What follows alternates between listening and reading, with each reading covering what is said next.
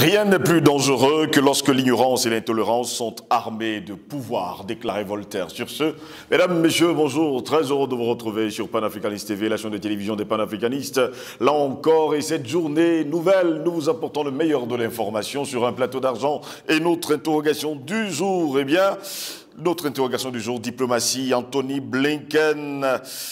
En Afrique, du hard au soft power, c'est notre grande interrogation. Diplomatie, Anthony Blinken. En Afrique, du hard au soft power, c'est notre grande interrogation.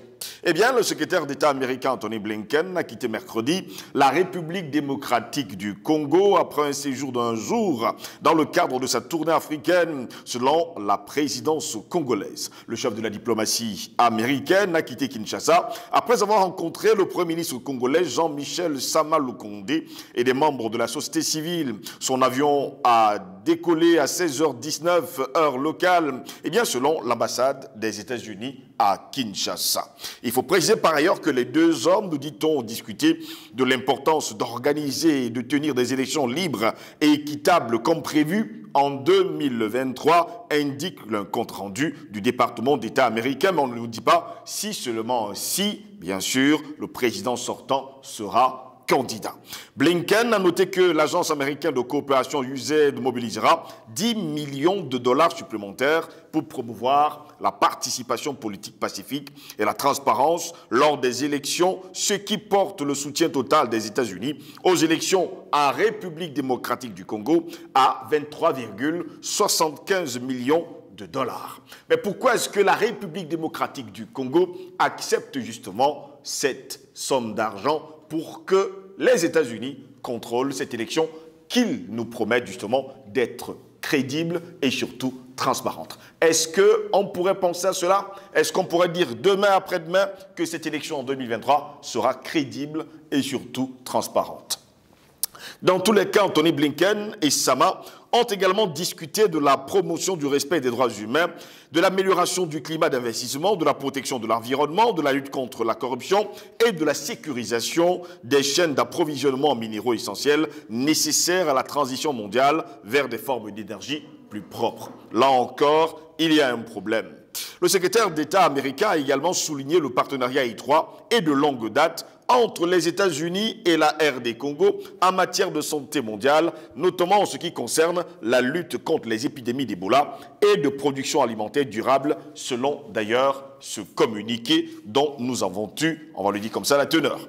Arrivé mardi à Kinshasa, Blinken a rencontré le même jour le président Félix Tshisekedi et a ensuite tenu une conférence de presse conjointe avec le ministre congolais des Affaires étrangères, Christophe Lutundula. Le chef de la diplomatie américaine avait alors fait part des préoccupations des États-Unis sur des informations crédibles qui font état d'un soutien apporté par le Rwanda à la rébellion mouvement du 23 mars, le M23, dans l'est de la République démocratique du Congo. Si tout le monde le sait, pourquoi continuer justement à financer?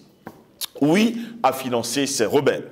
Nous sommes très préoccupés par les informations crédibles selon lesquelles le Rwanda a soutenu le M23, comme si c'était pour nous dire qu'il n'était pas déjà au courant de cette sombre affaire. Eh bien, le M23 est une ancienne rébellion à dominante Tutsi, nous dit-on, vaincue en 2013, qui avait repris les armes en fin d'année dernière, en reprochant à Kinshasa de n'avoir pas respecté des accords de démobilisation et réinsertion de ses combattants.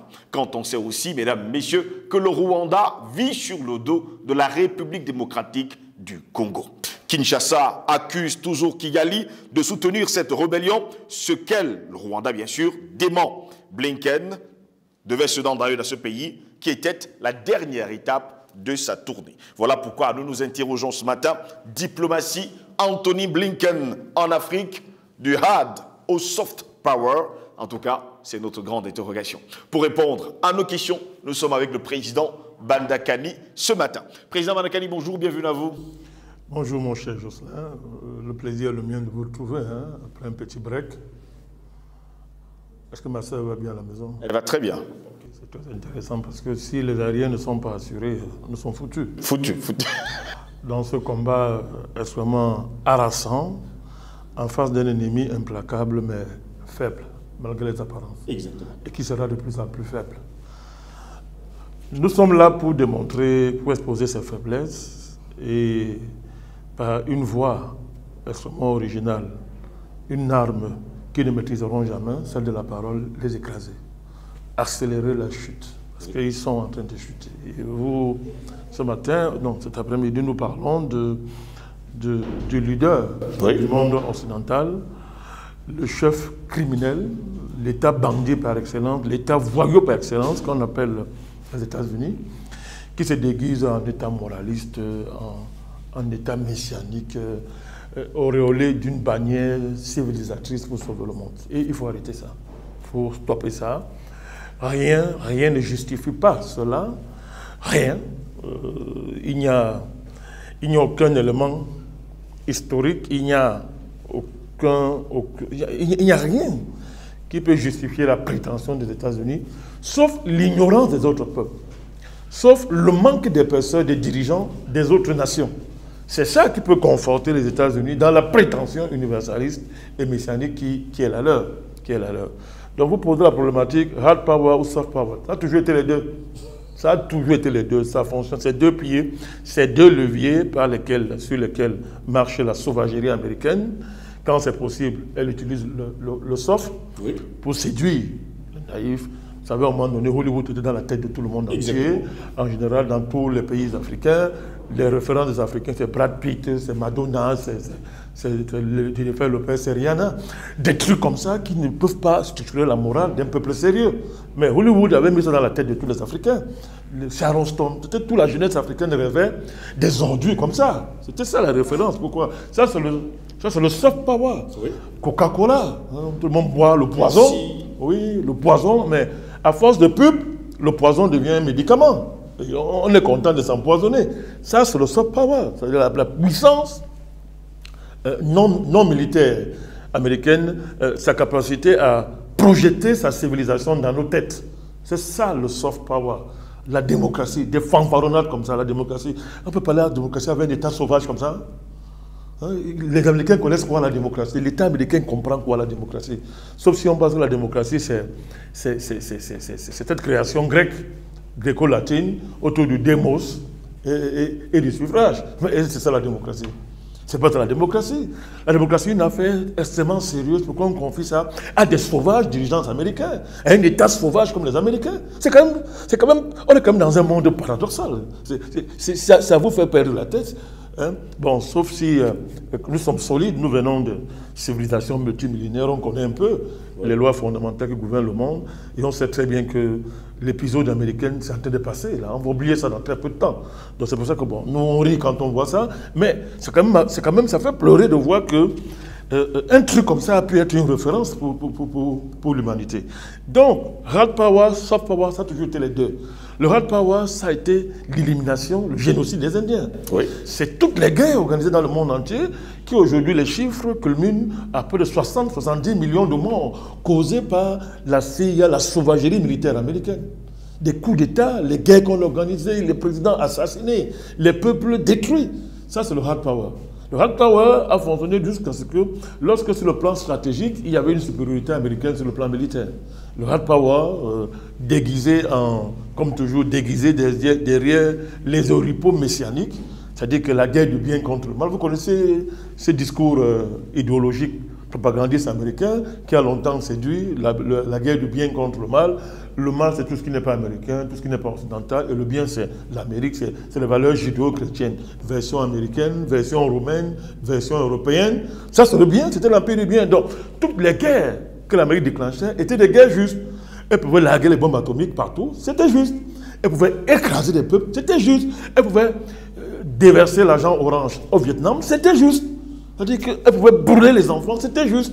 Donc, toutes ces guerres, n'est-ce pas, que l'Amérique a organisées, c'était ça, c'est le hard power. Lorsqu'elle l'avait, n'est-ce pas, l'Occident avait la supériorité stratégique. Mais à partir du moment où elle a été rattrapée au niveau stratégique par l'URSS d'abord et par un ensemble de pays, l'URSS, la Russie, maintenant la Chine, sur le plan, elle met plus en avant le hard power, le soft power. C'est quoi le soft power? Le soft power, c'est au-delà de cette attractivité culturelle et politique à travers ces fausses valeurs qu'elle a déversées dans la tête des ignorants qui prennent des bêtises, des bêtises gréco-latines pour des références. Donc, elle a cette capacité. Elle a, le soft power, c'est la capacité à sanctionner d'autres pays. C'est-à-dire quoi? À partir du moment où le système international, sur le plan économico-financier, tournait autour du dollar, et que les structures économiques internationales étaient contrôlées par les users, et que tous les pays africains, par exemple, dépendent du FMI, il y avait les dirigeants qui sont toujours derrière les guichets financiers, comme des gamins qui sautillent, n'est-ce pas? L'Amérique a une capacité. Ça c'est le fondement du soft power. Quand les marchés financiers sont sous le contrôle américain et que Wall Street est la bourse majeure du monde et que ce sont des références, et que par exemple, à la faveur de la chute du mur de Berlin, les normes américaines, que ce soit au niveau économique, que ce soit au niveau de l'OMC, que ce soit au niveau des services, que ce soit au niveau de la comptabilité mondiale et tout, dominent. Vous êtes dans le soft power.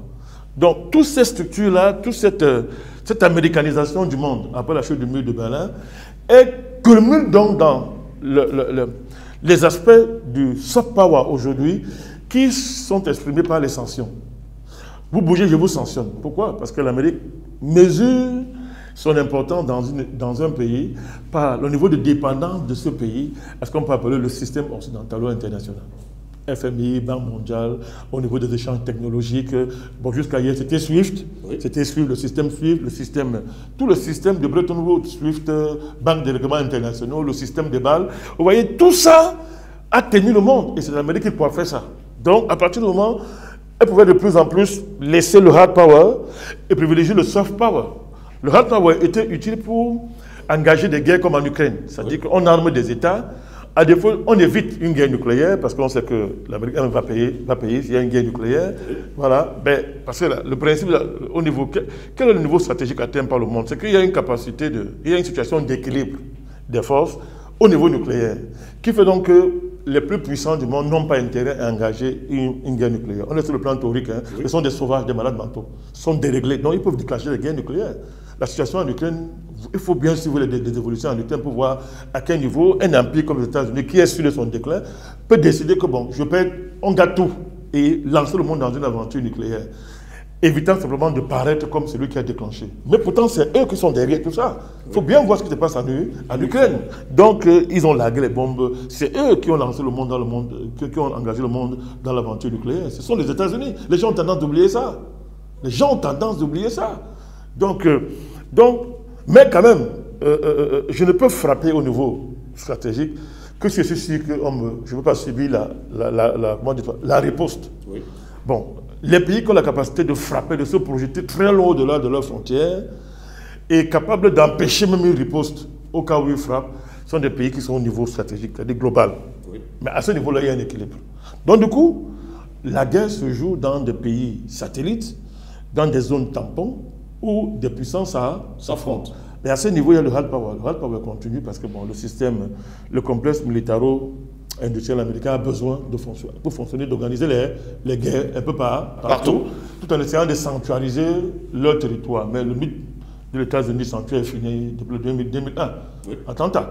Nous savons aujourd'hui que c'est organisé par le complexe militaro-criminel américain. On a accusé les Ben Laden. Al-Qaïda, ça a été créé par les États-Unis. Maintenant, ce sont des lieux communs. Vous voyez comment la sauvagerie d'un État peut aller au niveau où il organise, il tue ses propres citoyens pour justifier le maintien d'un système, d'un ordre criminel, et particulièrement le système militaro-industriel avec la CIA et tous ses corollaires.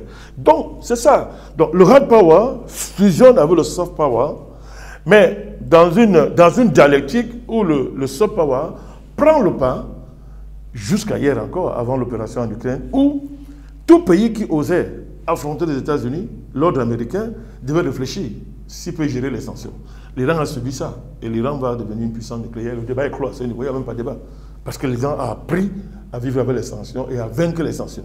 Mais des pays qui sont faibles, qui sont dépendants, ne parlons même pas de l'Afrique, parce que les Africains ne veulent pas réfléchir. Les dirigeants africains ne veulent pas réfléchir. Vous avez les gens comme les Tshisekedi, les consorts, on ne peut pas aborder les défis du XXIe siècle avec les dirigeants comme ça. Avec des peuples qui sont divisés, qui sont dans le tribalisme et des bêtises comme ça, qui regardent les télénovelas, qui regardent le football, qui regardent Messi, Cristiano, voilà leurs références, des trucs comme ça. Non, je suis très sérieux, vous ne pouvez pas aborder les pareils défis, il faut rêver, il faut régler ça. Le soft power, c'est ça, hein? C'est le football et le cinéma. Voilà le soft power. Mais pourquoi est-ce qu'on passe pour inscrire les valeurs de mort occidentalo-américaines dans nos têtes, les LGBT et consorts? C'est pas à travers le football, les Jeux de l'Olympique et consorts? Exactement. Mais qui rêve de ça plus que les Africains? Mais quand un peuple a pour référence Messi, Cristiano Ronaldo, des gens qui courent derrière le ballon et qui sont dans des situations... Je n'ai rien contre eux en tant qu'individu, mais ce sont les agents de ce système de soft power. Non, soft power, oui, par lequel on nous tient. Vous n'avez pas vu la FIFA? La FIFA est devenue quoi? Ce n'est pas un comité de base ce n'est pas une structure politique américaine. Vous n'avez pas vu ça, la guerre d'Ukraine? Les pays africains subissent des guerres, la FIFA n'a jamais pris position, mais en Ukraine, la FIFA a montré son vrai visage. C'est-à-dire que c'est un club politique au service des États-Unis. Mais on se sert de quoi? Du football, du système football mondial. On allait jusqu'à traquer des artistes qui incarnent l'universalité de la culture pour le motif qu'ils étaient russes et proches de Poutine. On a utilisé tous vos systèmes de sport là que vous croyez neutres là. On montre leur vrai visage. Mais est-ce qu'en France, on est prêt à affronter ça? Est-ce qu'on est prêt à élever des contre-systèmes, à défaut de créer, de détruire la FIFA, quitter ça, laisser ça aux Américains et aux Européens et monter des systèmes alternatifs en matière culturelle, en matière sportive? Est-ce qu'on est prêt? L'enjeu est là. Donc les Américains utilisent tout ce soft power qui est sous leur contrôle pour continuer à vouloir maintenir une hégémonie perdue. Parce que c'est perdu. Donc une hégémonie perdue. Donc à ce niveau, vous avez raison de mettre cette dialectique sur la table. Mais à l'heure actuelle, sur le plan militaire, ils sont en déclin, parce que sur le plan stratégique, la Russie les a dépassés, la Chine est en train de les dépasser, et puis au niveau du patriotisme des peuples, ils n'ont plus de peuple parce qu'ils ont détruit leur population dans la débauche, dans les valeurs de mort et tout et tout. Il reste ce mirage des sanctions, l'argent, le système financier, l'argent, les valeurs américaines, les mirages technologiques qu'ils vendent encore à des peuples et des dirigeants incompétents qui n'ont pas de conscience historique. C'est de cela qu'il s'agit. Donc, il faut voir cette tournée à l'aune de cette dialectique que vous avez bien fait de mettre en première ligne. Hard power, soft power, c'est une dialectique. Où souvent le hard power prend le dessus sur le soft power. Où souvent le soft power prend le dessus. Je vous lis vous allez voir pour mieux illustrer mon propos. Blanc, vous l'appelez qui? C'est Blinken. Ce petit voyou-là, c'est-à-dire qu'il explique sa tournée. Évidemment, avec la désinvolture langagière caractérise les Yankees, les sauvages américains, les Yankees. Il dit que non, bon, les États-Unis avaient un désintérêt sur l'Afrique. Un peu mensonge. Hein. Mensonge. Désintérêt, c'est que bon, on sous-traitait par la France. Alors maintenant, ils disent, le désintérêt a permis à la Chine et à lui le reste, écoutez bien, de défier l'ordre international fondé sur les règles pour faire avancer strictement les intérêts commerciaux et géopolitiques chinois, pour parler de la Chine, et affaiblir les relations des États-Unis avec les peuples et les gouvernements africains. Vous voyez d'abord les demandes de langage, on dit bon, vous ne vous intéressez pas. On dit que tu vois une belle fille qui te plaît, mais tu fais semblant de ne pas avoir. Mais quand quelqu'un va la draguer, tu réapparais et tu commences à blâmer celui qui allait la draguer. Pourtant, tu as passé ton temps, tu sais que tu ne peux pas vivre sans cette fille. C'est caricature, mais c'est pourquoi on comprend, c'est de la pédagogie qu'ils sont en train de faire. Oui. C'est-à-dire que c'est comme ça que les Américains font. Ils ont laissé l'Afrique à la France, oui, sous-traité à la France. Pendant ce temps, les vrais dragueurs sont venus parce qu'ils connaissent la valeur de la belle femme qu'on appelle l'Afrique, mère de l'humanité. Ils sont venus. Maintenant, les Américains viennent nous blâmer. Qu'est-ce qu'il vous a dit? Qui vous a dit d'accepter les avances de ces dragueurs? Hein? Parce qu'en acceptant ça, vous m'affaiblissez moi les États-Unis. Regardez l'idée, les demandes de langage, la prétention, l'arrogance. Qui est arrogant? Des sauvages. Dirigés par des sauvages, des vauriens américains, qui ne sont puissants que parce que d'autres pensent qu'ils sont puissants. Et que les gens ne veulent pas s'engager. Chaque fois que l'Amérique a eu affaire à un peuple qui a compris ça, l'Amérique a été battue, les Vietnamiens les ont tapés. Partout, ils ont affaire à un peuple qui a compris qu'ils ne sont puissants en rien. On les tape. Mais avec la bombe atomique, on les tape. Aujourd'hui, on sait comment neutraliser la bombe atomique. Le jour où vous ferez un débat dessus, moi je vais vous dire ça. Avec le professeur Bellet. On neutralise ça. Ils effraient qui? Ils effraient les peuples qui regardent le football, qui admirent Rihanna, qui s'intéressent à des bêtises. Moi j'aime le football, hein. Mais moi je ne regarde pas le football international. Moi je veux qu'on ait un vrai championnat dans les pays africains. Je veux que le football en Afrique retrouve les titres de 1960. Quand les TCMA articulaient panafricanisme et le football. C'est ça qui nous intéresse. Pas les histoires qu'on voit là aujourd'hui où les gens regardent des stars qui ne nous servent à rien. Donc, vous écoutez ce que nous dit un dirigeant Il dit que, non, vraiment, l'Afrique, on s'est désintéressé. Bon, et maintenant, la Chine est venue s'intéresser. Qui autorise la Chine à s'intéresser à quelque chose que nous ne regardons pas? Autrement dit, l'Afrique n'est intéressante que lorsque la Chine et la Russie s'y intéressent. Voilà celui qui vient vous rendre visite. Voilà celui que les gens reçoivent en Afrique. Dans un continent sérieux, qui peut recevoir un salopard comme ça? Mais on le chasse, c'est un salopard. Qui peut recevoir un salopard comme ça? Mais monsieur Ngos, mais je sais, quand je parle, on va dire, le président, je ne suis même pas en colère. Je ne comprends pas le niveau de certains Africains. Il y a un décalage extraordinaire dans le monde sérieux. Qui peut recevoir ce voyou? Voilà un voyou qui vient chez vous après avoir voté là pour dire qu'on vous interdit de traiter avec les Chinois et les Russes. Avec les Russes. Nous allons sanctionner tout État qui traite avec la Russie. Pendant ce temps, ils dépendent de la Russie à près de 30% en matière d'uranium, en matière de pétrole, en matière de même de céréales, de gaz, de métal. De métal.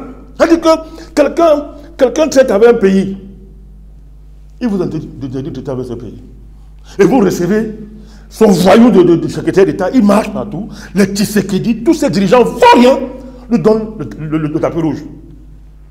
Là, il fallait lui dire que tu ne viens pas ici.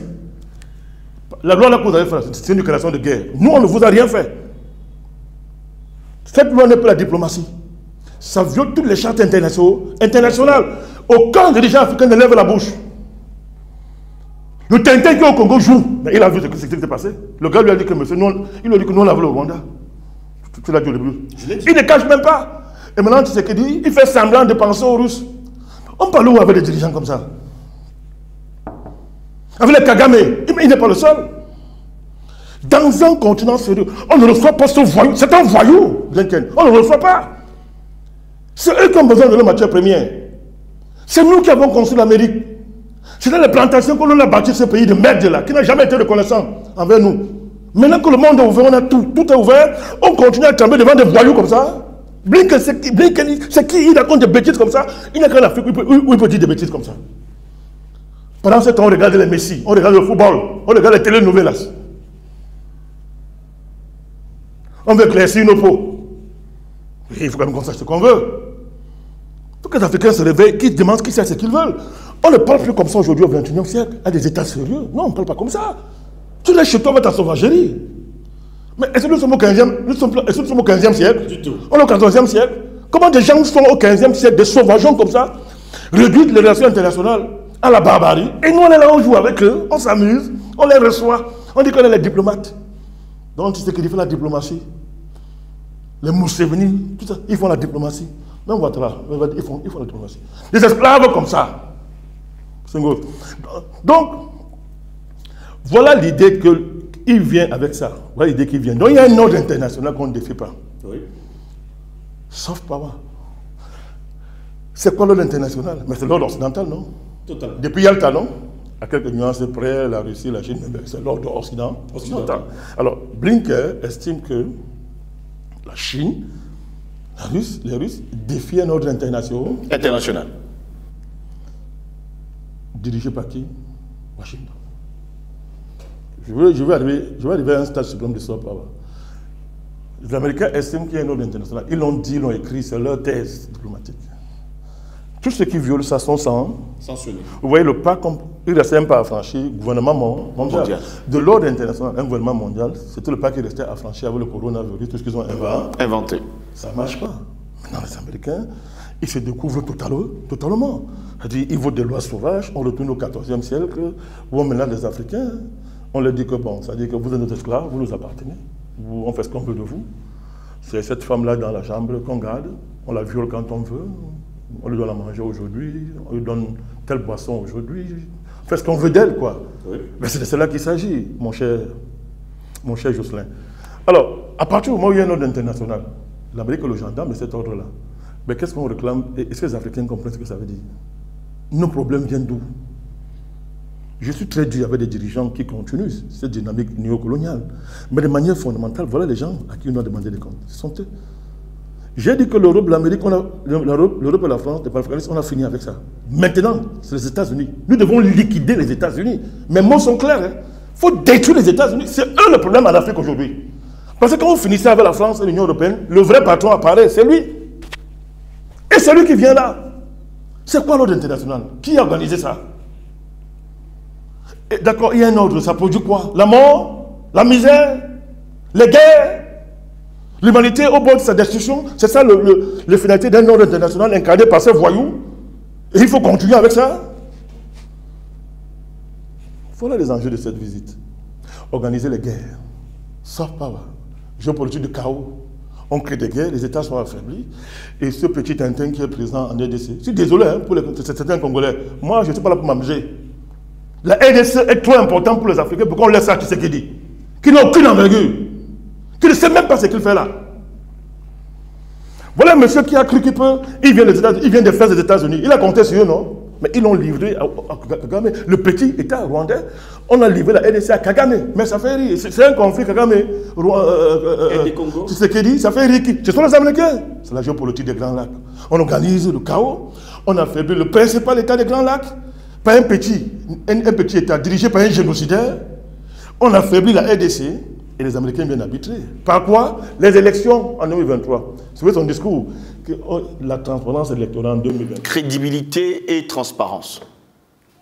Que signifie élection dans une plantation qu'on appelle RDC? C'est-à-dire que les esclaves pouvaient s'amuser, s'asseoir et élire le chef des esclaves dans la plantation. Son rôle était de s'assurer que les esclaves travaillent bien. Et qu'il n'y a pas un esclave qui s'affranchit des règles de productivité esclavagiste dans la plantation. C'est ça qu'on appelle l'élection. Les Africains sont là, ils brisent la démocratie. Donc maintenant, pour ce qui dit, il n'a qu'un souci à tête. Il s'en fout du Congo. Hein. C'est son deuxième mandat. Et les Américains montent le feu. Kagame attise. Il attise. Et on dit, tu veux un deuxième mandat? Signe. Et puis on va régler ça. Signe. On ne va pas faire Kagame. On va se dire, calme-toi un peu. Comme on avait fait en 2013, Obama a gueulé, on a sanctionné, il a reculé avec le 1-23. Mais est-ce qu'on a jugé un seul monsieur du 1-23? Pas du tout. Est-ce que cette rébellion est terminée? Non. La même ONU qui a fait le rapport en 2013 a encore fait un autre rapport. On se moque des Africains avec les rapports. Les rapports, c'est la géopolitique. C'est pour allumer le feu, venir éteindre l'incendie et imposer la facture de l'extinction de l'incendie qui est 2 fois, 5 fois, 10 fois la facture de l'allumage du feu. Mais qu'est-ce qu'on va faire dans ce continent pour que les Africains comprennent ça? Qu'est-ce qu'on va faire? Ne sont-ils pas complices finalement? Qui, les Africains? Oui. Beaucoup d'Africains sont complices. Il faut le dire. Beaucoup d'Africains sont complices. Beaucoup. Ils sont nombreux. Qui n'aiment pas le continent. Ils ont la peau noire. Ils sont très nombreux. Ils croient à la démocratie des femmes. Ils croient qu'un esclave dans une plantation peut voter son chef d'esclave. Et que c'est ça l'enjeu. On est allé couper la tête du maître. De brûler sa maison. L'esclave s'amuse là, à aller voter. Il va encore qu'on voit sa queue. Après, quand on dit que les Africains sont des singes, nous allons nous fâcher. Mais c'est pour ça qu'on nous maltraite en Chine un peu partout. Pourquoi voulez-vous qu'on vous respecte quand vous vous comportez comme ça au XXIe siècle, où tous les peuples sont conscients des enjeux, mon cher Jocelyn? Oui. Pourquoi voulez-vous qu'en Chine, partout on nous respecte quand nous on se comporte comme ça? On regarde votre président, c'est qui? On sait ce que vous valez. C'est-à-dire, où est-ce que le Rwanda peut parler fort à un mastodonte comme la RDC? Dites-moi comment c'est possible. Les Congolais ne comprennent pas que leur problème est ailleurs. Ils passent le temps à s'affronter. En tribu, en clan. Ils sont plus belges que Congolais. Maintenant, ils sont américains. Ils ne comprennent pas cette affaire. Qu'est-ce qui amène les Rwandais à croire qu'ils sont différents des Congolais? Si on veut regarder la grande géo-ethnie africaine, un Rwandais, ce n'est pas un Congolais. Totalement. Mais on a fabriqué une nouvelle race. Les géants aux yeux blonds africains. Et Kagame, il est dans ça. On appelle celui-là, ce truc-là, on appelle ça grand dirigeant. Et on veut qu'on accepte ça. Voilà ça. Blinken, depuis que les démocrates sont revenus au pouvoir, vous voulez mettre le feu partout dans le monde. Mais ouvrez un peu les yeux. Mais ce sont des malades mentaux, les démocrates. Ce sont des criminels. Les Joe Biden, tous ceux-là, la chose là qui est vice-président, tous ces racailles-là, les Macron. Mais ce sont des criminels. Depuis que les démocrates sont arrivés au pouvoir, le feu s'allume partout dans le monde. Ce n'est pas le hasard. Vous voulez dérouler le tapis rouge.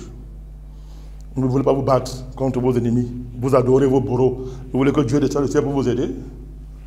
Il faut arrêter ça. Cette mentalité magique, il faut arrêter ça. Alors, il faut dire la vérité aux Africains. Mais quand on veut être libre, on le mérite, mon cher gosse. Il n'y a pas de liberté pour des gens qui sont heureux dans l'esclavage. Il n'y a pas de liberté pour eux. Ah oui, hein? Mais si ça continue comme ça, on viendra prendre ce continent. D'abord, le projet a arrêté. Il est même très avancé. Comment effacer les Africains de leur continent et venir s'occuper du jardin d'Éden? Parce que quand les gens ne sont pas dignes du jardin d'Éden, on les chasse de là. Exactement. On les chasse de là. Mais c'est quel comportement? Qu'est-ce que Blinken vient en Afrique, on le reçoit? Il n'a même pas reçu un caillou. Et son avion va s'envoler là, même pas recevoir un caillou. En Afrique, alors qu'il vient vous insulter, vous narguer.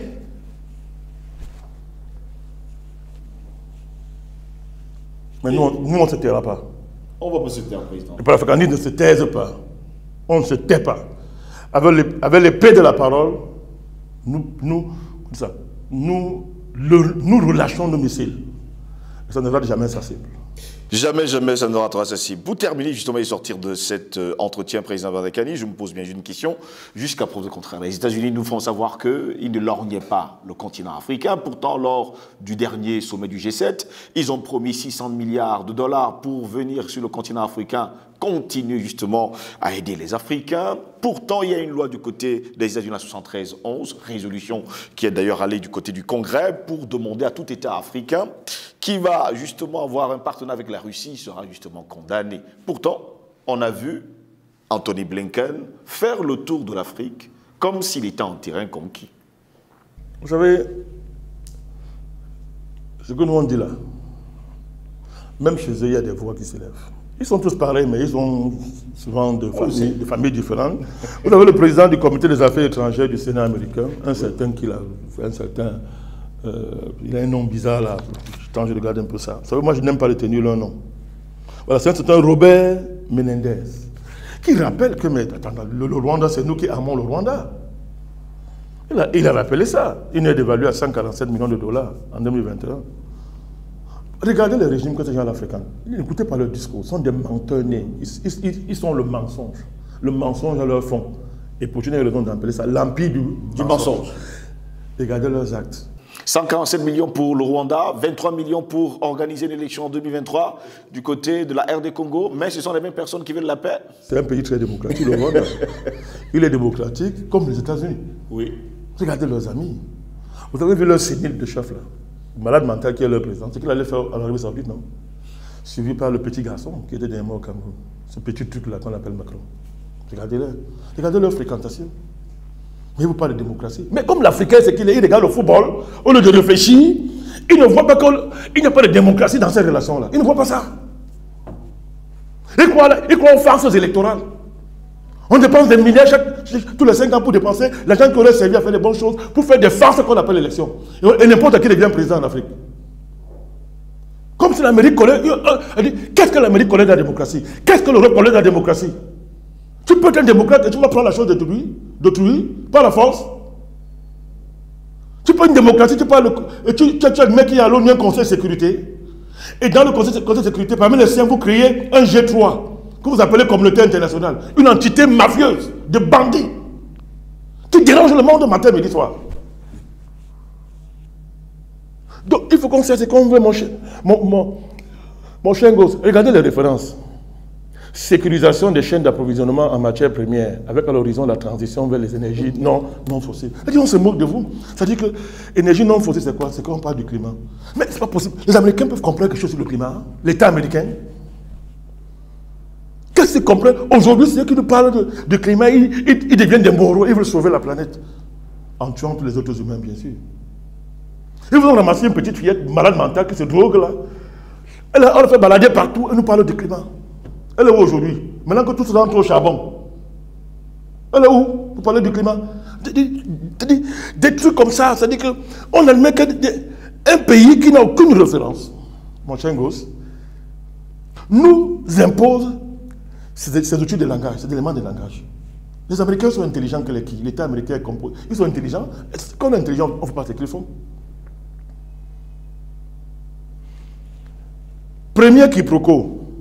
Première manipulation, le pays le plus riche du monde. Ils sont plus riches que qui? Ils sont quel pays riche du monde? Le pays le plus endetté du monde ne peut pas être le pays le plus riche du monde. C'est leur classement, j'insiste là-dessus. Le pays le plus endetté du monde ne peut pas être le plus riche du monde parce qu'il vit aux dépens des autres. C'est un grand voleur, c'est tout. Bon, être un grand voleur, c'est une valeur judéo-chrétienne? Non. C'est une valeur qu'on peut promouvoir, être un grand voleur. Allez voir, allez analyser depuis 20 ans la chaîne des inventions des brevets aux États-Unis. Vous allez voir les qui créent le plus aux États-Unis. Ce sont vos frères noirs.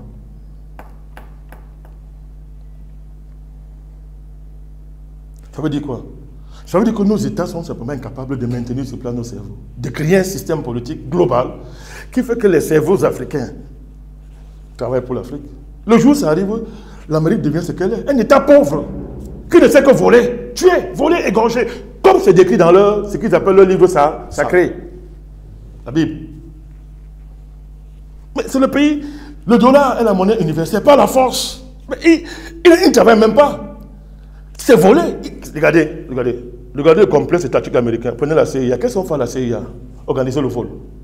On vend la drogue, on vend tout ce qui est interdit pour justice, pour faire des coups bas, des intrigues dans le monde. Maintenir un système qui fait que l'État américain vit, est un État rentier.